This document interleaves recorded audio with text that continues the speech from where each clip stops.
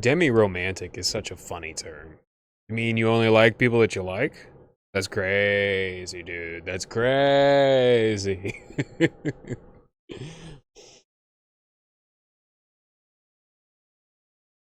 Sean Martin is really humble about his IQ, but his memory is extremely sharp, and his aptitude is through the roof. Your brain is made out of polyunsaturated fats, which is why people on drugs like meth or cocaine or Ozempic end up so stupid. Like they really, really, truly do. That isn't just a stereotype, that is a fact of life. And the reason being is because your brain is composed of fat.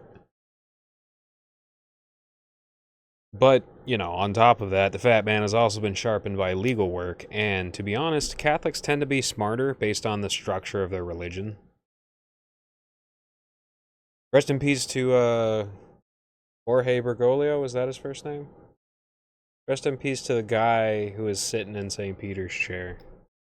Apparently he was going to the tomb of Pope Pius X, a good pope, a real pope. In his last days, he was probably suffering very much spiritually, and that will continue. And all this. Oh, he was so nice to the poor people of the world. No, he wasn't. No, he wasn't. Absolutely not. He smacked down people who were proclaiming the hypocrisy of Catholicism, remaining inert during active genocides of the innocent. He smacked down the people calling out whistleblowing child sex trafficking by people like James Martin inside of the Vatican and around the Vatican and around the global network of Catholicism. He covered that up the same as John Paul II. He was a real monster. The only one who really didn't in recent history was Benedict XVI. He was the only good pope since like Pius XII. The only good one.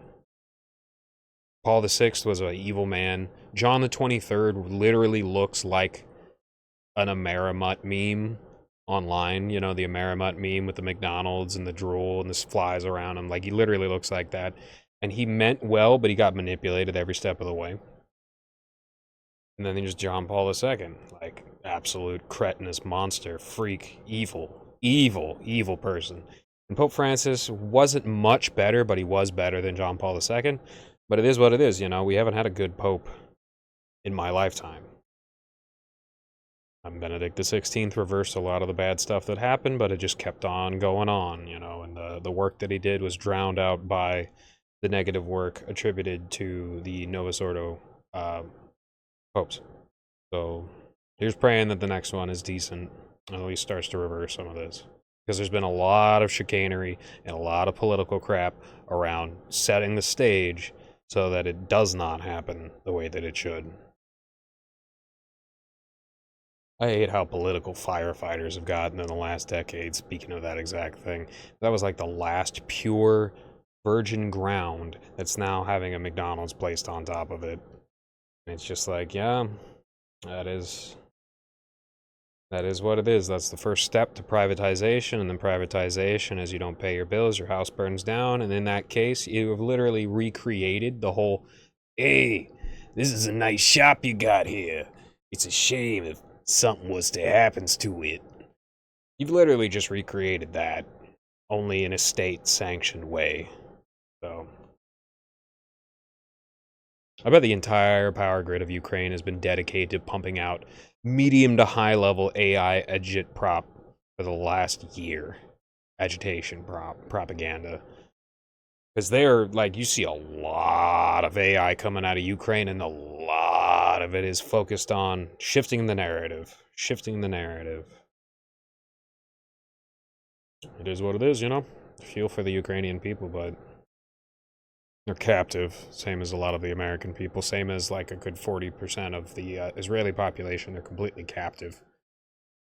Their free will is being subverted to the power structure, which is the exact dream that of democracy to defeat.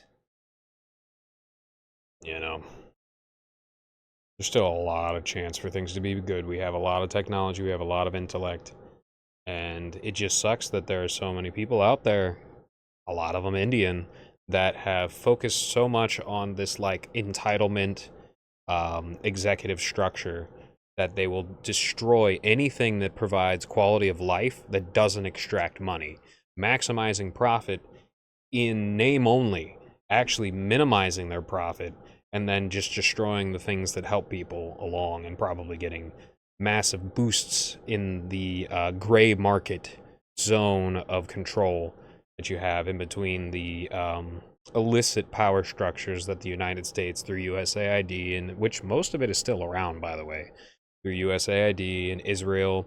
And as I have mentioned about Operation Gladio, black market heroin trade, black market human trafficking, child sex trade, stuff like that, that is part of a huge network of evil that then bubbles up into political action through what I call the gray market.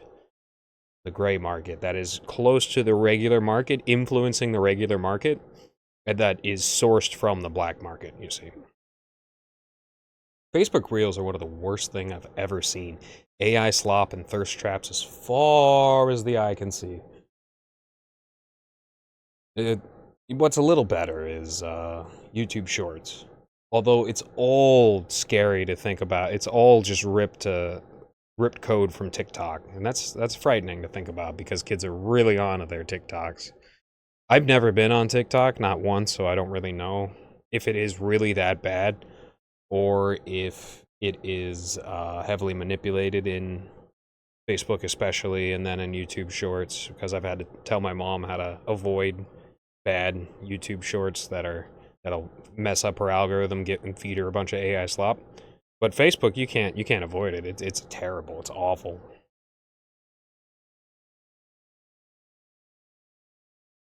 And I respect the depth of YouTube's utility that they've maintained. They walk a thin tightrope between parties and the winds of executive demand trying to brush them off that tightrope, whereas left and the right as gravity on the sides. They walk a thin tightrope, and they have for a very long time, and I do respect that. I do. Let me spurg a little bit about Warhammer 40k, if you don't mind. I got a lot to say about the topic, but I'll keep it short. Magnus did everything wrong. When it comes to Angron, I get it completely.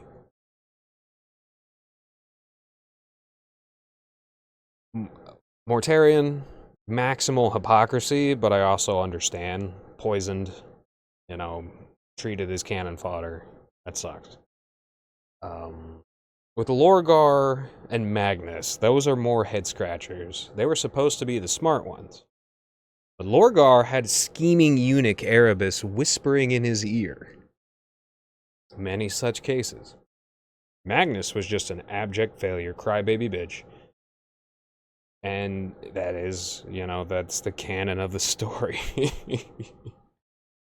The coolest things he ever ended up doing, he ended up getting smacked down by a bunch of role-playing furries, drunk role-playing furries, just destroyed by them. So he's just a loser. Nathaniel Garrow of the Death Guard is a king, by the way, and so is Kay Van Shrike of the Raven Guard. Like, absolutely awesome characters. Here's a quote from Kay Van Shrike. Violent aggression alone is not enough to win a war. Violence must be accompanied by intelligence, as aggression must be tempered by purpose. There is no blow as ultimately destructive as that which is ultimately considered.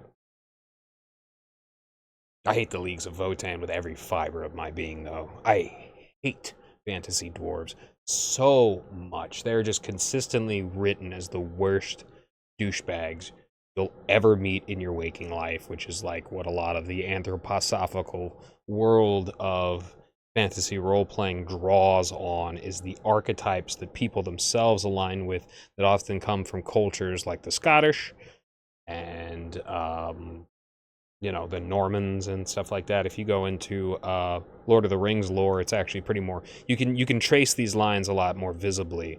In Warhammer 40k, it gets so far out in the future that it's kind of hard to see regular human beings as anything but cannon fodder, but like that's exactly what makes the greatness of certain humans so much more great. It is very much in the line of like Hercules is around, and he's, you know, Hercules is around, and there's regular people, and those regular people are like Imperial Guard, and Hercules is one of the Space Marines. That's very much what it feels like, and so it's struck into that mold. So, you know, I like it. I'm a big fan, as you can tell. And I think when I start making various tier lists, which is something I plan on doing, Kiwi Farms tier list, ranking the American states, and one thing I want to do is rank all of the Primarchs and all of the factions and stuff like that. That would be cool. You know, the Ultima Founding companies, leagues, legions, whatever you call them. I would definitely say, since we're talking about fantasy and mythology, that Thor is more venerable a Norse deity than Odin. And not because of the Marvel movies that I've never seen since Iron Man 2. I've never seen any of the Thor movies. It's because Thor, as a controller of lightning, is more akin to modern science than the wailing mad god hanging upside down from a tree with one eye, scrying the runes, and eventually getting eaten by his own dog. Superseded in every way by the spotless lamb, the God-man nailed to the tree of this world. Superseded in every way by Christ. Odin is a failure, and that's exactly why Odinism is aligned with Gnostic and Zionist forces, because it is trying to reverse the work done by Christendom and Christ's sacrifice and bring it back to the bloodshed, where the Norse people could raid even their own people with steal from them, kill them, their own people, without much of a protestation from the kings and the thanes and the thralls, which of course don't have any say anyways. Yeah.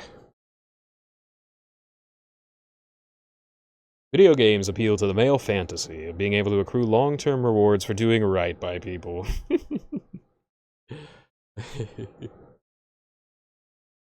You know, people who've experienced a lot of trauma tend to be very good at loosing things from their minds. And that's a survival mechanism right there. And society, modern society, is filled with deep traumas that prevent people from storing and passing on knowledge in the same rate that people used to be able to. And the lie that things are better prevents them from seeing their own shackles. That's a damn shame. Well, this is going to be a very short one for today. I hope everybody has a good one, and I'll catch you on the flip. Cheers.